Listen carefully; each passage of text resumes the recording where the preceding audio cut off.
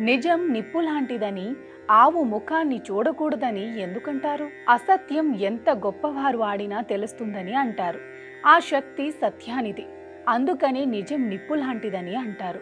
శివలింగం అగ్రభాగాన్ని బ్రహ్మదేవుడు, అడుగు భాగాన్ని మహావిష్ణువు చూసి రావాలని పందెం వేసుకున్నారు.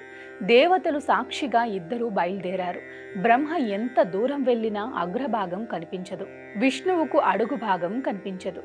బ్రహ్మదేవుడికి మార్గంలో దేవలోకపు గోవు, మొగలి చెట్టు కనిపిస్తాయి. బ్రహ్మ వారితో తాను అగ్రభాగం చూసినట్టు దేవతలకి సాక్ష్యం చెప్పమంటాడు. అంతటి వాడడిగితే కాదనటమా అని బ్రహ్మతో కలిసి వెళ్ళి బ్రహ్మ శివలింగం అగ్రభాగం చూశారని చెబుతాయి.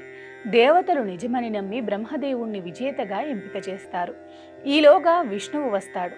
అదే సమయంలో ఆకాశవాణి దేవలోక గోవు, మొగలి పువ్వు అబద్ధం చెప్పాయని తెలుస్తోంది. దానితో అసత్యాన్ని పలికిన బ్రహ్మదేవునికి పూజలుండవని, అబద్ధపు సాక్ష్యాన్ని చెప్పిన మొగలి పువ్వు పూజకు పనికిరాదని, గోవు ముఖము చూస్తే దోషమని శాపము.